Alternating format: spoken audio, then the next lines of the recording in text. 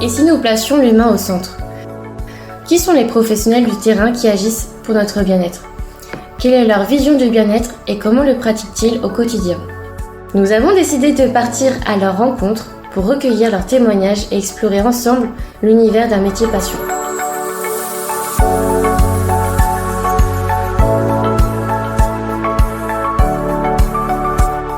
Bienvenue dans Portrait de Spassionnés, une série proposée par Profispa, cabinet de conseil et de formation spécialisé dans le spa bien-être. Aujourd'hui, nous sommes à La Rochelle, et la spassionnée que nous rencontrons est spa praticienne. Découvrons ensemble Mathilde Fourneau.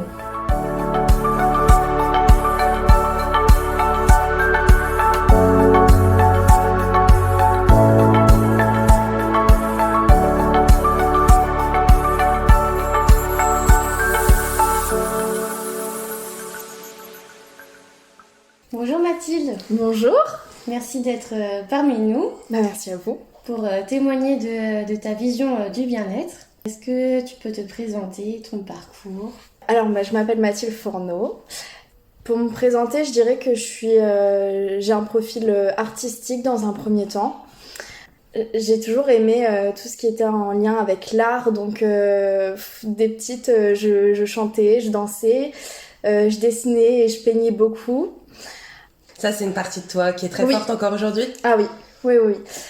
Et puis, c'est naturellement que je me suis orientée vers un cursus général. J'ai eu mon baccalauréat littéraire avec option et spécialité art plastique. Donc, j'avais à peu près 8 heures par semaine de cours d'art et j'adorais ça. Et c'est énorme. Oui. 8 heures, passionnée. Hein. Oui, en fait, on voyait un petit peu l'histoire de l'art et également on avait une partie pratique. Donc voilà, 8 heures, c'était bien intense. Et donc après mon bac, je me suis orientée vers une fac histoire de l'art et archéologie à Poitiers parce qu'en fait, je voulais travailler dans le milieu culturel. Je voulais soit m'orienter vers tout ce qui est restauration des œuvres d'art, et c'est beaucoup d'années d'études, ou sinon je voulais travailler dans les musées, être en lien avec les artistes, les clients, toucher un petit peu à l'événementiel. Finalement, j'ai arrêté la fac, parce que j'avais besoin d'être accompagnée. J'étais trop lâchée en fait dans la nature. Ouais, voilà. Je me suis réorientée donc vers un cursus esthétique. Et là, finalement, je me suis retrouvée parce que je retrouvais la notion du beau avec un grand B, quoi. Enfin, après, c'est propre à chacun, mais j'ai retrouvé cette notion de l'esthétique, du beau. Du coup, je suis rentrée chez moi, à La Rochelle, et j'ai entrepris mes études à Sylvia-Terrade de La Rochelle, où j'ai passé 4 ans, voilà. J'ai un petit peu touché à tout. Et alors, comment tu es passée d'une fac d'histoire de l'art à l'esthétique? En fait, dans l'esthétique, je retrouvais vraiment cette notion d'art que je retrouvais un petit peu dans le maquillage, que je retrouvais cette notion du bien-être que je retrouvais par exemple dans les vidéos YouTube que je regardais. Donc en fait c'est cette notion d'art que ça a fait un petit lien en parallèle et donc tu t'es dit pourquoi pas. Exactement. Et donc après t'as continué? Oui. Jusqu'à être professionnelle? Oui. J'ai fait 4 ans d'études chez Sylvia-Terrade. J'ai mon CAP, BTS esthétique. Ensuite, après le Covid, j'ai décidé de faire 1 an de bachelor marketing et communication, mais toujours dans le domaine du digital et du bien-être, pour avoir la vision globale d'une organisation, d'une entreprise, toucher un petit peu à tout ce qui est digital aussi. Et finalement, ça ne m'a pas plu de travailler sur l'ordinateur. Et finalement, je me suis réorientée encore une fois vers ce qui me plaisait, c'est le fait d'être manuel, de travailler avec mes mains et sur le terrain. Et donc là, j'ai entrepris mon titre spa, et voilà. C'est génial. Et au final, dans le spa, tu retrouves aussi la culture, dans la culture des massages. Oui, et dans le spa, en fait, je retrouve déjà la musique. La danse, pour moi, c'est comme si je dansais un petit peu avec le massé, si je puis dire. Sûr, exactement. aussi bien le praticien qui se déplace, mais également le massé qu'on peut faire bouger. Enfin, il y a vraiment cette relation avec le corps que j'apprécie. Puis voilà, cette dimension d'apporter du bien-être aux gens. Et puis le beau, au final, tu le retrouves aussi dans les lieux Oui. dans lesquels tu as travaillé. Oui. Parce que je sais pas si tu as fait que des hôtels 4, 5 étoiles. Oui, si. Si. C'est vrai que quand tu vas dans des lieux d'exception, ouais. tu te retrouves face à une architecture, une décoration qui est quand même incroyable. Oui. Donc ça, c'est aussi pas mal. Quand on aime l'art, c'est bien d'évoluer là-dedans, quoi. Oui, j'ai eu beaucoup de chance de faire mon titre spa en apprentissage dans un premier hôtel 5 étoiles. Et c'était une chance inouïe. Ça a été très formateur et ça m'a ouvert beaucoup de portes, on ne va pas se le cacher. Et j'ai découvert aussi le domaine de l'hôtellerie. Et j'aime ce milieu, en fait, c'est le fait d'appartenir à tout un complexe et à se dire que le client vient là en vacances pour se détendre. Et en fait, tous les services participent à ce bien-être-là. Et j'en fais partie et j'aime ça. Tu fais partie de l'expérience client, du parcours client, t'es actrice au final. Oui, c'est ça que j'aime. Et qu'est-ce que tu as trouvé particulièrement formateur dans cet hôtel 5 étoiles ? J'ai eu la chance de rencontrer une personne formidable, ma spa manager, qui m'a laissé sa confiance.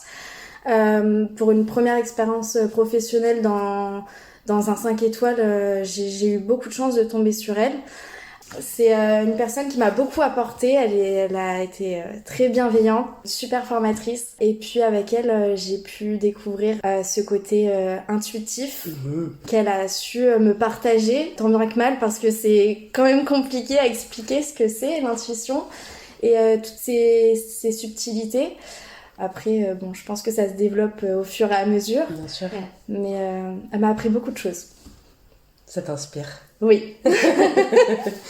Par rapport à tes autres expériences, donc de ce point de départ d'une alternance, visiblement t'as vraiment beaucoup plu, inspiré. Qu'est-ce que tu retiens le plus peut-être par rapport justement à ce mode de management ?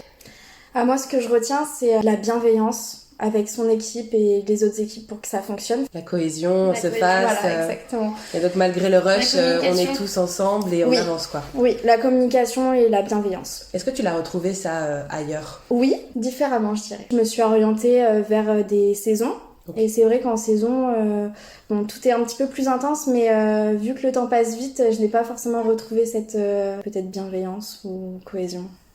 Parce qu'il y a des objectifs à réaliser qui sont pas plus forts, mais qui doivent être plus rapides. Oui. Donc c'est plus à la chaîne. C'est ça. C'est organisé, structuré, chacun son travail. Exactement. Et il n'y a pas forcément ce côté on se pose 2 minutes pour parler entre nous. Exactement. Et entre justement d'être à temps plein et être en saison, qu'est-ce que tu préfères J'aime les deux. Je dirais qu'être en temps plein, ça permet d'avoir une certaine stabilité. Après les saisons... d'ailleurs, c'est cette première manager qui m'a motivée à en faire parce que de base, moi, je suis quelqu'un de routinière. J'aime mon confort. Et c'est elle qui m'a poussée à en faire. Et en fait, finalement, j'apprécie beaucoup les saisons parce que c'est très formateur. Oui. Tous les 5-6 mois, on change d'entreprise. Donc, il faut faire preuve d'une facilité d'adaptabilité. Oui. Exactement. Et puis on découvre des nouveaux protocoles, des nouvelles marques de cosmétiques, des nouveaux produits. Donc en fait, on reste jamais sur ses acquis. Moi, c'est ce que j'adore, découvrir de nouvelles choses. Est-ce que tu trouves qu'il y a une différence entre la vision du bien-être en saison ou bien à temps plein dans... Oui, je dirais que dans des grandes structures, du moins, tout est optimisé pour le chiffre d'affaires. En saison, oui, tout est beaucoup plus intense, donc à la chaîne.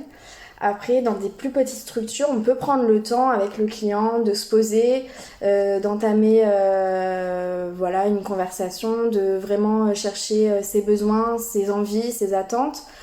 Alors qu'en saison, on n'a pas le temps de faire ça, de vraiment s'interroger sur ce que veut le client. Il faut faire face au pic de fréquentation et répondre à un maximum de demandes aussi. Oui.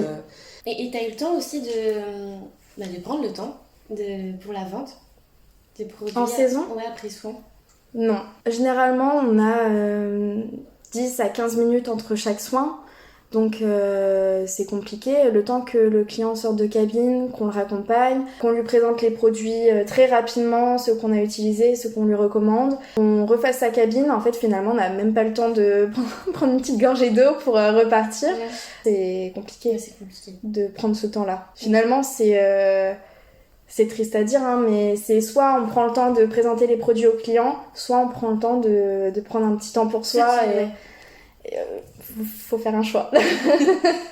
Et justement au niveau de l'organisation des équipes, est-ce que tu penses que il y a quelque chose à faire, par exemple l'anticipation, si toi par exemple tu es avec ton client pour le raccompagner pendant que quelqu'un d'autre refait ta cabine, est-ce que tu penses que ça c'est une organisation qui pourrait être mis en place même dans le gros rush des saisons pour que au moins toute l'équipe se relaie et puisse avoir un petit temps pour souffler un peu et en même temps faire son travail correctement?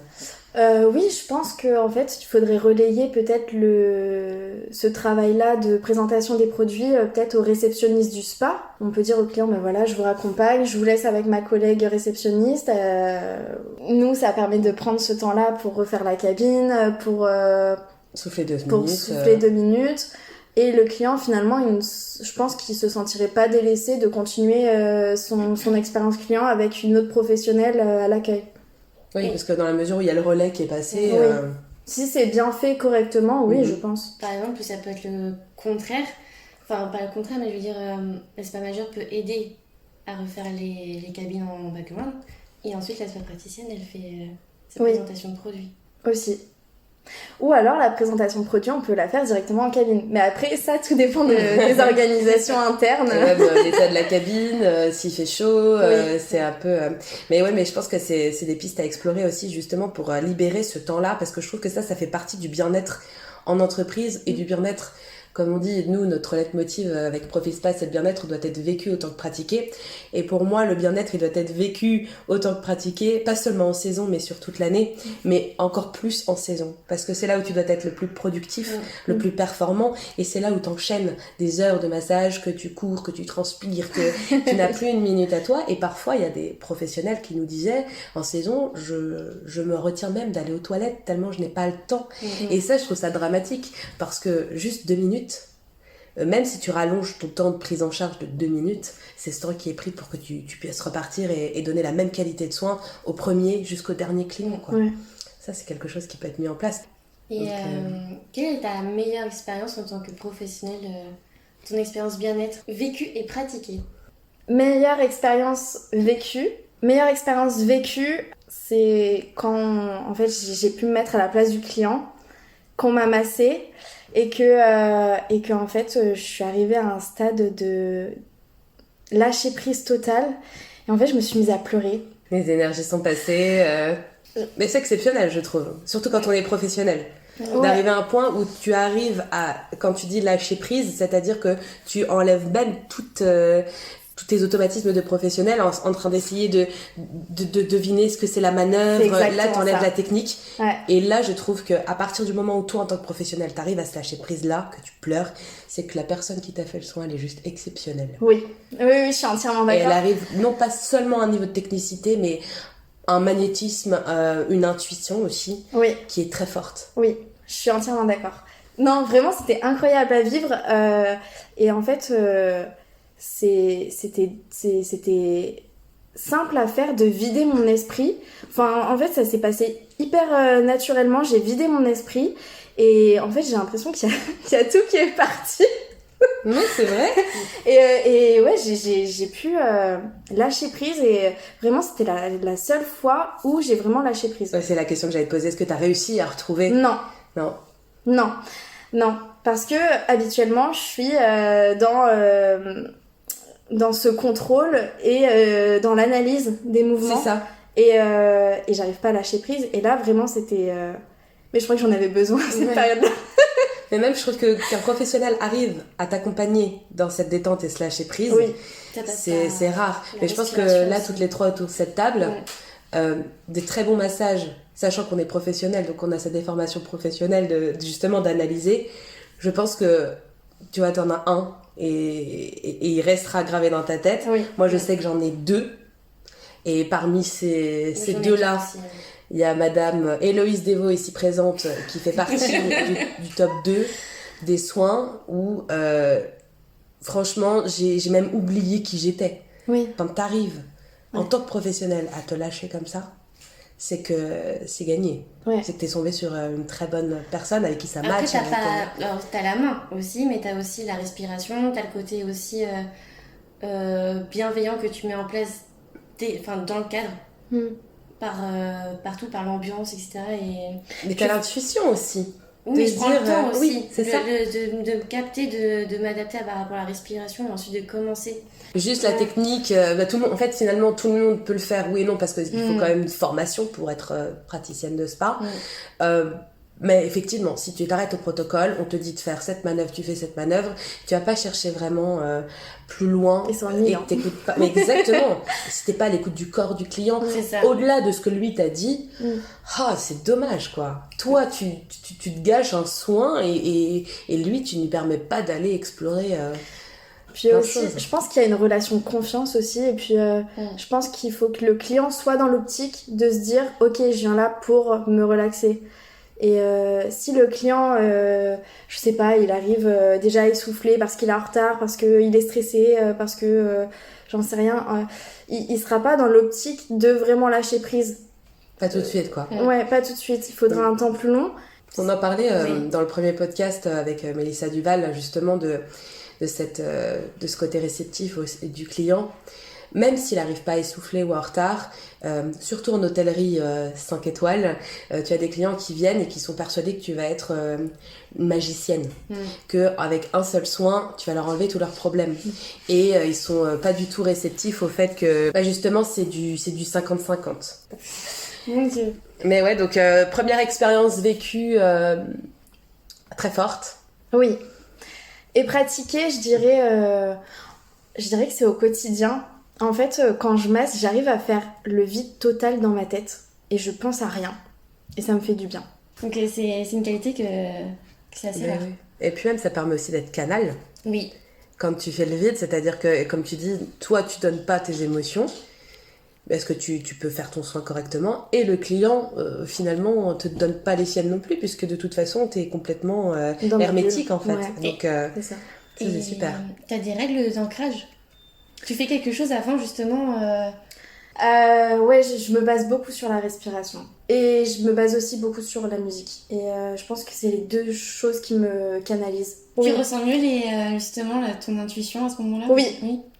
Oui, c'est vrai. Oui.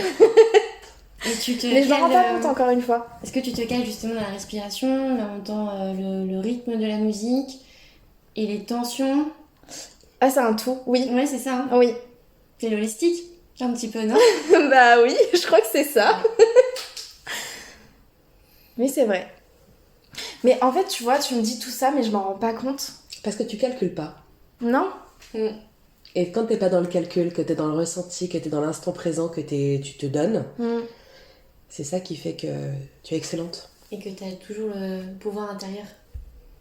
J'ai travaillé avec beaucoup de praticiennes qui entraient en cabine avec le client, donnaient le meilleur d'elles-mêmes dans un seul objectif, c'était d'avoir des tips et de faire une vente. Ça marche pas parce que tu sais quoi, ton intention est mauvaise. Et en plus, c'est faux. Et tu te mets une barrière. Et les personnes qui, comme toi, font le don d'elles-mêmes, font leur métier avec passion, qui ne calculent pas, eh ben, c'est pas aussi fréquent. Parce qu'il y a la prime derrière, parce que, voilà, c'est ça, c'est le côté profit. Et c'est vraiment dommage, parce qu'au final, le profit, tu l'as quand même d'une manière ou d'une autre. Et puis, le client, il est content, et bien, il te donne, il achète parce que tu as réussi à vendre, mais pas parce que ton objectif... c'est absolument de lui tirer de l'argent, quoi. Oui, je pense que le client, il recherche surtout un conseil professionnel. Oui. Et une proximité aussi. Oui. Il veut du naturel, je pense. Oui. Là, quand tu viens de détendre, t'as pas envie d'avoir affaire à quelqu'un qui tire une commerciale, en fait. Exactement. Moi, j'avais un couple de parents d'élèves qui me parlaient de leur expérience du soin et ils n'allaient jamais dans un spa haut de gamme, luxe, encore moins dans un spa d'hôtel 5 étoiles. Je leur dis mais pourquoi? Enfin, l'expérience elle est quand même folle, c'est génial. Et ils disaient non, c'est pas parce que on n'a pas envie dentelle luxe, c'est parce que quand on arrive, on se sent pas à notre place. Et ils ont dit, on a l'impression d'avoir en face de nous des personnes qui ne nous ressemblent pas. Et donc ils préfèrent faire 30 minutes en plus de route pour aller voir une petite dame qui est dans son cabinet, qui se prend pas la tête, mais qui fait un soin de qualité, mais parce que eux, ils se sentent complètement en harmonie avec elle. Elle les prend pas de haut, Et moi, je trouve qu'il y a ça aussi. Et c'est pas parce que tu as une super expérience client que tu prends le client de haut. Après, peut-être parce qu'ils ont vécu une mauvaise expérience. Ouais. Parce que justement, moi je pense à un établissement 5 étoiles, pour chaque client, il se sent vraiment comme à la maison. Clairement, dans cet établissement-là, je sais pas comment expliquer, c'est en termes de parcours client, comme en expérience client, tu te sens... Ouais, tu te sens comme à la maison. Oui, parce que déjà, c'est un petit... Je sais de quel établissement tu parles. C'est un petit établissement, déjà à taille humaine. Oui. C'était un petit spa avec une petite équipe et là tu prends le temps avec ton client. Oui. Mais du coup c'est une bonne chose alors. Oui. Oui. Oui. Pour moi l'expérience client c'est à 80% la praticienne. Et tu peux être avec une super tenue luxe, avec son super chignon, t'as une humilité en fait. Et quand tu fais un sourire sincère au client, que tu le mets en confiance, bah ouais, ok. Ouais. Je suis dans un 5 étoiles mais la personne en fait, elle me prend pas de haut. La personne, elle est là, elle est vraiment là pour m'accompagner. Tu vois, ça, je trouve qu'il y a une différence. Et aussi, on prend le temps. Enfin, on a cette flexibilité, tu vois, entre les rendez-vous, de se permettre de prendre 10-15 minutes avec le client. Est-ce que tu as déjà vécu une situation de stress très très importante avec un client en cabine Oui. Oui, après, j'ai de la chance, ça arrive pas souvent. Mais tant mieux. Ça arrive pas souvent. Après, oui, quand c'est comme ça, je pense que je me mets encore plus dans ma bulle. Mais je sais pas comment l'expliquer, mais je me mets pas dans une bulle. Tu t'imagines Voilà. Oh, non, justement, j'imagine pas une bulle physique. Je pense à rien et en fait, ce rien me fait me protéger. Et est-ce que tu as une expérience professionnelle que tu as vécue un client que tu as tout de suite en tête, tu te rappelleras toute ta vie? Alors, j'ai pas de nom en tête, mais c'est vrai que ça arrive régulièrement. Ouais. Et ça me fait extrêmement plaisir. Ça me fait chaud au cœur. Parce que, en fait, je fais ce que j'aime, je masse et je m'en rends pas compte, en fait, que mon intention est qu'il passe un bon soin, mais je fais que mon boulot. Et Mais déjà de mettre l'intention dans le soin. Oui. C'est ça qui est vachement bien. C'est que tu t'arrives pas en disant allez, encore un.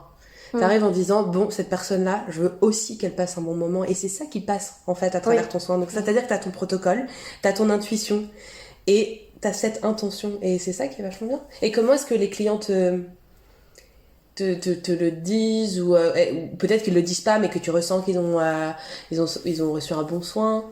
Ça dépend des personnes. Il y en a qui parlent pas, mais ça se voit. Après, il y en a qui sont vraiment dans le remerciement. Il y en a une récemment qui s'est mise à pleurer devant moi.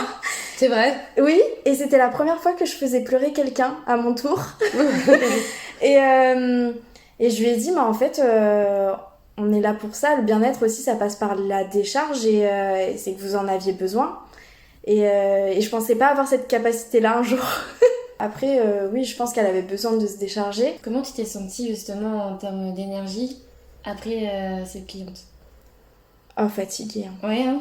En fait, c'est bête parce qu'on parle d'ancrage, on parle de... Voilà, mais j'ai l'impression de ressentir... Après les soins? Les bagages énergétiques des gens. Voilà, en fin de journée, faut pas me parler, je suis KO. Ouais. Il faut que je prenne ma douche et que j'aille dormir. Ouais. Mais il y a le côté physique aussi, mais finalement... ça te permet, en fait, quand t'es dans ta bulle, finalement, ça te permet d'enchaîner tes soins. Oui. Ça te permet de pas se dire, après chaque client, bam, il y a la chape de plomb qui te tombe dessus. Ça te permet, en fait, de te maintenir. Oui. Tu fais ton travail, tu le fais correctement. Et une fois que t'as passé les portes du spa...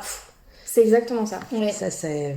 Et est-ce que tu arrives à mettre des choses en place pour prendre soin de toi, pour justement retrouver ton énergie? Oui, déjà je me lave à l'eau froide. Le soir c'est impératif. déjà après la journée de travail et puis pour enlever toutes les énergies. Après après chaque client, eau froide jusqu'aux avant-bras, coudes, pour couper tout ça. Le gros sel aussi. Oui. Tu utilises comment le gros sel? Alors, je le disperse un petit peu chez moi. D'accord. Ou sinon, je me lave avec des fois. Oui, Voilà. c'est une bonne technique pour se purifier. Je purifie chez moi avec de l'encens. Voilà. Comme du Palo Santo. Exactement. Et quelle serait ta journée idéale en tant que spa praticienne? Des horaires variables. Après 1 heure de pause le midi, je pense que c'est impératif déjà pour prendre le temps de manger et prendre soin de soi. Après, en termes de soins, je dirais, pour être opérationnel, 5 soins. 5 à 6 soins. Après, avec des petits soins visage, mais 5 massages, ça me paraît bien pour être opérationnel du matin jusqu'au soir. Et quelles sont tes inspirations pour plus tard? Ton rêve? J'en ai beaucoup. Non, en fait, je trouve ça hyper intéressant parce que dans le domaine du spa, on a beaucoup de choses à voir. Déjà, avec les saisons, on a la possibilité de choisir son établissement, de choisir là où on souhaite aller. Donc, je pense notamment à travailler dans les cils. J'aimerais beaucoup. La Réunion, pour moi, ça serait un rêve. Ma tante est réunionnaise, donc c'est un peu mon île de cœur. J'aimerais beaucoup y aller. J'ai beaucoup de choses à apprendre en termes de marques de cosmétiques. J'aimerais découvrir encore beaucoup de marques. J'aimerais continuer à travailler dans l'hôtellerie, à évoluer en tant qu'assistante puis manager. Ça me plairait d'avoir des responsabilités managériales, je pense. Avec des petites équipes, parce que je préfère les équipes à taille humaine. Et je trouve que la communication, elle est beaucoup plus fluide et simple. Et puis, il y a beaucoup de formations qui me font de l'œil. Notamment la formation du massage prénatal et massage pour les bébés aussi. Je pense qu'il y a un truc à faire. Et puis même tout ce qui est high-tech et tout, ça se développe de plus en plus. Le head spa. Oui. Je trouve qu'il y a beaucoup de choses à faire en fait dans le domaine du spa. Après, le secteur du spa, il est en constante évolution et ça se développe de plus en plus. Ça aura toujours, on va dire, quelque chose une profession qui te plaira, qu'il faudra tester, même si ça te plaît pas, tu pourras bifurquer. Il y a toujours une possibilité d'évolution. Oui. De rebondir. Et puis la formation aussi, ça me plairait bien d'être prof, je pense. Tu es très très bien formatrice. Non, en fait, c'est le fait d'accompagner des personnes jusqu'au bout et de voir leur évolution. Je pense que ça me plairait bien. Ouais, ça me plairait bien, je pense. Bon, après, il y a beaucoup de choses qui me font de l'œil, j'ai envie de toucher à tout, donc... Mais c'est bien. T'as envie d'apprendre, c'est... Oui. C'est bien de pas rester sur ses acquis. Ça, c'est génial. Les portes sont ouvertes, hein, donc... Ah bah oui. Quand quelque chose me plaît, moi, j'y vais à 100%. Mais oui. Quelle serait ta définition du bien-être? Le bien-être, déjà, c'est large. Je dirais que, déjà, il y a le bien-être physique, le bien-être mental, le bien-être au travail, le bien-être... Il y a plein de types de bien-être. Non, physique, je dirais que ça passe par une bonne condition physique, prendre soin de soi, faire des massages, recevoir des massages, prendre soin de sa santé. Bien-être mental, je dirais... bien-être mental, c'est, je pense, être en accord avec soi-même et avec ses principes et ses valeurs et être droit dans ses bottes. Voilà, être bien accompagné, bien entouré. Ensuite, il y a le bien-être au travail. Après, c'est ce dont on parlait tout à l'heure, c'est des bonnes conditions de travail, la reconnaissance aussi, c'est important. C'est de faire ce qu'on aime, en fait. Déjà, ça passe par là. Tout à fait. C'est de faire ce qu'on aime, c'est prendre soin des autres. Qu'est-ce que toi, tu fais au quotidien pour te sentir bien? Qu'est-ce que je fais au quotidien pour me sentir bien? Ça peut ne rien avoir avec la profession. Ouais. Alors, j'ai commencé le yoga récemment. Ah ouais? J'adore. J'adore. Je trouve ça doux et en même temps, tu sens tes muscles travailler. Ouais, j'adore le yoga. J'essaye de lire, de prendre du temps pour moi, de faire des choses qui me plaisent, donc de lire. De faire les magasins. Ouais. Après, c'est vrai que quand je fais les magasins, le soir, je suis fatiguée parce qu'il y a eu beaucoup de gens et beaucoup d'agitation, mais ça me fait du bien. Et puis d'aller voir la mer. Ouais. Toujours ce rapport avec l'eau finalement, Ben quand oui. j'y pense. D'aller voir la mer et... La mer, c'est notre médicament, comme une Thaïsienne me l'a toujours répété. Ah oui? Qui se baignait entre 12h et 15h. Et là, tu te décharges vraiment. Ça passe vraiment, tu imagines que ça passe au niveau du crâne et que tout passe au niveau des pieds. Parce qu'en fait, à Tahiti, ils partent du principe que l'énergie doit redescendre. Voilà. Super intéressant. Non, mais c'est oui. génial. Et donc, toutes les mauvaises énergies, tu dois toujours imaginer que tout part au niveau des pieds. Et c'est pour ça, à chaque massage tahitien, taolomi ou par exemple hawaïen, le dernier doit vraiment être une friction au niveau des pieds et tu jettes. Et tu chasses. Ok. Voilà. Donc la mer est notre médicament. Tout à fait. Bah, c'est très beau. Mais ça a l'air d'être très vrai aussi. Hein. Oui. Et c'est quoi tes projets? Là, pas dans tes aspirations, mais Oui. là, est-ce que là, ça y est, t'es en CDI, tu restes en CDI ou Alors là, actuellement, je suis en saison d'été. D'accord. J'y reste jusqu'en novembre et je continue les saisons après ça. Et T'as je vais déjà des partir. pistes pour la Oui. prochaine saison? Oui. Ah, super. Donc je l'ai déjà depuis Longtemps. depuis longtemps, depuis février-mars. C'est génial. Ouais. L'anticipation. C'était pas du tout prévu. Hein. D'accord. En fait, je postulais pour cet été, D'accord. sauf que j'avais déjà accepté un poste ailleurs et au culot, j'ai dit à la manager, est-ce que vous rechercheriez éventuellement cet hiver? Et voilà, ça s'est fait comme ça. Génial. Bah oui. Mais bravo, ça veut dire que là, tu peux enchaîner, t'es Oui. sereine, quoi. Oui, totalement. Et la montagne, tu connaissais déjà? Oui, j'ai fait ma saison d'hiver précédente à Chamonix. D'accord. C'était une ouverture de spa, donc hyper intéressant. Et là, tu fais autre chose dans un autre endroit Voilà. Puis coup de cœur avec la manager, elle a l'air bienveillante. Et puis les conditions de travail aussi. Elle m'a dit 5 massages max par jour, une demi-heure entre chaque soin. Donc ça, c'est du grand luxe. Pour déjà faire la cabine. Voilà, la cabine, accompagner le client jusqu'à peut-être une potentielle vente, avec 1 heure de pause le midi. C'est génial. Mais 30 minutes, Franchement, c'est du luxe. Ouais, mais en même temps, 30 minutes, si t'as 15 minutes en plus avec ton client pour vendre, Oui. c'est rentable. Bah oui. Et après, tu voudrais repartir en saison d'hiver? Bah après, je vous avoue que après cette saison d'hiver, j'aimerais bien Évoluer. postuler, prétendre peut-être à être assistante. Après, j'aimerais bien revenir dans la région aussi, donc j'ai vu des établissements sur l'île de Ré. Donc voilà, après je verrai bien où la vie me mène. Hein. T'as un parcours très atypique. Hein. Oui. Je trouve ça étonnant, mais c'est vrai que quand tu regardes toutes les personnes avec qui on communique, et même les personnes avec qui on a fait ces échanges-là, c'est pas... la ligne n'est pas droite, quoi. Oui. T'as d'abord une expérience de vie, et cette expérience de vie t'a amené à ce que tu es aujourd'hui, à ce que tu pratiques aujourd'hui. Et je trouve que là, il y a quelque chose quand même d'intéressant, des similitudes.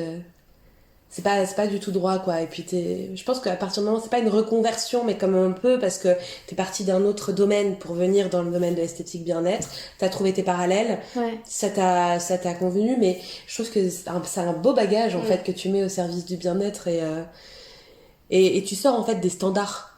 Tu vois ce que je veux dire? C'est-à-dire que forcément, tu pratiques, tu as une formation, évidemment, tu as les bases, mais justement, cette vision que tu as et ton expérience, ton bagage que tu apportes, ça te permet d'avoir cette ouverture d'esprit. Oui, c'est ce que j'avais Et fait. voilà, et je trouve que c'est génial. Oui. Mais j'aurais pas pu l'avoir sans ma première manager avec qui j'ai fait mon titre spa en apprentissage. C'est elle qui t'a vraiment poussé Ah à oui. partir, à découvrir. Oui. Et puis même dans sa philosophie de vie, elle est comme ça en fait. Donc forcément quand on côtoie quelqu'un au quotidien avec cette philosophie, avec ses bonnes intentions, etc. Bah finalement quand on est là en apprentissage et qu'on apprend, on prend exemple sur sa formatrice. Qu'est-ce qu'on peut te souhaiter pour la suite? Plein de réussites, plein de belles découvertes. De l'ambition. Oui. Ouais. Et puis la santé. Oui, surtout. Oui, la santé. On va tranquille. Exactement. Mais c'est vrai. La santé parce que ça passe par là aussi. Hein. Faut qu'on soit d'abord nous en forme avant de de détendre les autres. Oui, c'est vrai. Prendre soin de soi pour prendre soin de l'autre. Comme Oui, on avait dit. tout à fait. Ouais, tu as bien raison. Et beaucoup de réussite. Ouais. Bah, merci beaucoup. Tu mérites. J'ai l'impression que tu as trouvé ta voie. Bah, je pense aussi, hein. Merci Mathilde. Oui, merci beaucoup. Ça me fait très plaisir.